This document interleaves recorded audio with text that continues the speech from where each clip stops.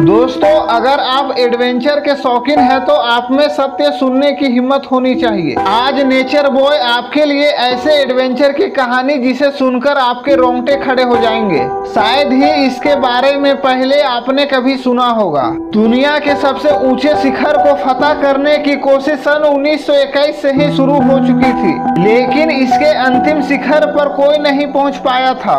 और mount Everest की चोटी पर पहुंचना इतना आसान नहीं था। इसके लिए जान की बाजी लगानी होती है, क्योंकि 29,028 फीट की इस मंजिल में बहुत सारे मौत के दरवाजे खुले पड़े थे। इस मिशन में कई लोग असफल हुए तो कई ने अपनी जान गंवा दी। बहुत सारे लोगों का शव आज भी बर्फ में दफन है, जिसे आज तक वापस नहीं लाया गया। लेकिन उसके बाद भी साहस के शूरवीरों ने हिम्मत नहीं हारी और शिखर तक पहुंचने के लिए लगातार प्रयत्न करते रहे। इन्हीं शूरवीरों में से एक है नेपाल के शेरपा तेंजिंग। सन 1952 में शेरपा तेंजिंग ने एवरेस्ट को फतह करने की ठानी। तब स्विट्जरलैंड के रेमंड लेम्बर्ट और शेरपा तेंजिंग ने एवरेस्ट को फतह करने का प्रयास किया था, लेकिन वे असफल रहे। 1952 में तेंजिंग और रेमंड पूरे एवरेस्ट पर चढ़ाई कर चुके थे, लेकिन कुदरत के कहर के कारण माउंट एवरेस्ट से 1000 फुट की दूरी पर से वापस आना पड़ा।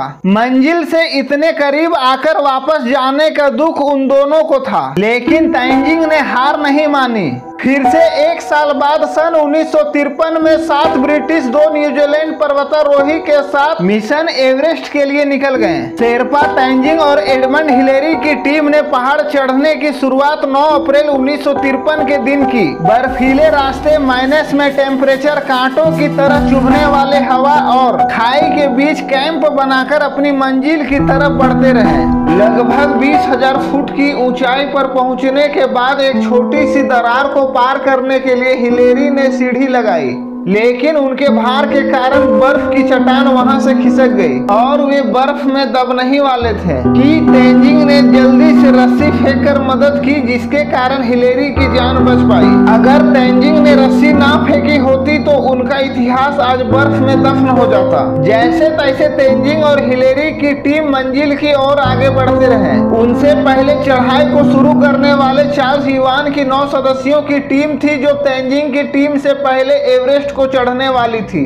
अगर किसी कारणवश युवान की टीम एवरेस्ट की चोटी पर चढ़ने पर असफल हो या चढ़कर वापस आ जाए, तभी तेंजिंग की टीम को आगे बढ़ना था। तेंजिंग और हिलेरी की टीम आधे से अधिक चढ़ाई को पूरा कर लिया था। एवरेस्ट की चोटी से पहले आने वाला आखिरी छोर, जो बेहद ही खतरनाक माना जाता है, यहीं पर जाने वाले ज्यादातर पर्वतारोही अपनी जान गंवा बैठते हैं। एक तरफ चार्ल्स की टीम, जो इनसे पहले आगे बढ़ रही थी। 26 मई को वे माउंट एवरेस्ट से मात्र 300 फुट की दूरी पर थे, लेकिन चार्ल्स युवान और उसके टीम के सदस्य अब हिम्मत हार चुके थे। उनके शरीर ने साथ देना छोड़ दिया था। वे चोटी से मात्र 300 फीट की दूरी से वापस लौट गए। यहाँ पर कुदरत को भी मंजूर था कि यह इतिहास तेंजिंग लिखे। युवान की टीम को लौटते ही तेंजिंग की टीम को आगे बढ़ना था। रात को खाना खाने के बाद तेंजिंग और उसके टीम ने सुबह अपने मंजिल की ओर कदम बढ़ाए। टेम्परेचर -27 डिग्री सेल्सियस था। परिस्थिति बहुत ही कठिन था, फिर भी उन्होंने हिम्मत नहीं हारी। वे कुदरत और अपने शरीर की कठिनाइयों का सामना करते करते कदम पे कदम बढ़ाए जा रहे थे। धीरे धीरे ऑक्सीजन खत्म हो रहा था। अब उनके पास इतना अधिक ऑक्सीजन नहीं था कि वे इस अभियान को खत्म कर सके। तेंजिंग की गति अब धीरे हो चुकी थी और पांव भारी हो रहे थे। कुछ यही हाल हिलेरी का भी था, लेकिन वे अपनी मंजिल की ओर कदम बढ़ाते रहे। आखिरकार 29 मई 1953 के दिन शेरपा तेंजिंग और हिलेरी का नाम इतिहास के पन्नों में दर्ज हो गया। जब वे 11 बजे दुनिया की सबसे ऊंची चोटी 8,828 मीटर की ऊंचाई पर पहुंचते हैं तो उनकी खुशी का कोई ठिकाना नहीं रहता है। इस तरह विश्व के लिए दुर्गम खतरनाक एवरेस्ट का मिथक शेरपा तेंजिंग और हिलेरी ने फतह कर लिया और इंसानियत ने एक और कुदरती विषमता को पार कर लिया। दोस्तों, आशा करता हूं कि हमारी यह वीडियो आपको अच्छी लगी होगी। अगर आप हमारे चैनल पर नए हैं तो चैनल को सब्सक्राइब कर ले, आपके नॉलेज के इम्प्रूव के लिए बहुत ही अच्छा होगा।